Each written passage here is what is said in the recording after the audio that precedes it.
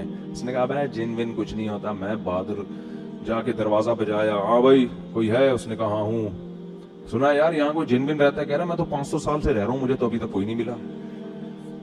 تو یہ بے ہوش ہو کے گر گیا. اس نے کہا بھائی 500 سال سے کوئی انسان تو رہ نہیں سکتا. تو جن کے معاملے میں یہ ہے کہ نہ ان سے ڈرو, نہ فنٹر گیری کی کوشش کرو, نارمل اپنی لائف گزارو, کسی کو کچھ بھی نہیں کہتے. اور عاملوں کے پاس گئے تو جن چڑیل بھوت تمہارا راستہ دیکھ لیں گے, یہ میں بتا دوں.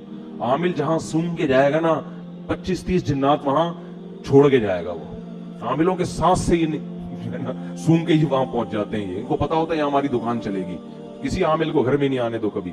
تو جنیہ سے نکاح, وہ میں واقعہ سنا رہا تھا. وہ بیچارے تبلیغ جماعت کے تھے, 40-45 سال ان کی عمر تھی. تو انہوں نے بتایا کہ انڈیا میں ایسا ہو گیا, ان پہ کوئی جن چڑیل جنیاں چڑھ گئی ان کے اوپر نا, عاشق ہو گئی. اب کیا نتیجہ نکلا ہے, وہ ان کو نکاح نہیں کرنے دے رہی. اس بیچارے کی عمر 40 سے 45 سال ہو گئی اور اب تک وہ کنوارے کا کنوارا ہی. اور وہ جنیاں ہندو, وہ مجھے کہتے تھے کہ میرے سامنے خوبصورت لڑکی کی شکل میں آتی اور یہاں بندیاں لگی ہوئی ہوتی ہے, اور مجھے کہتی ہے کہ تو ہندو بن جا اور مجھ سے شادی کر لے.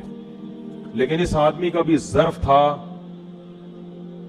یہ اس نے کہا میں کسی قیمت پہ ایمان نہیں چھوڑ سکتا. اچھا یہ باتیں ہو رہی تھیں, اتنے میں انہوں نے مجھے بتایا کہ ان پر نا وہ کیفیات طاری ہونا شروع ہو گئے, اور وہی جنیاں ان کے اوپر سوار. اچھا مجھے کہتے ہیں کہ سارا دن انڈین گانے سناتی رہتی ہے مجھے بیٹھ کے.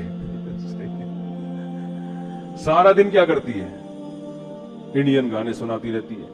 اچھا خیر, جب وہ ان پہ سوار ہو گئے, میں بیٹھا ہوا تھا سامنے. اللہ کا شکر ہے میں ان چیزوں سے ڈرتا مرتا نہیں ہوں. اگر آپ ڈر گئے نا تو ایک جنیہ آپ کے پاس بھی آئے گی, پھر یہ سمجھو.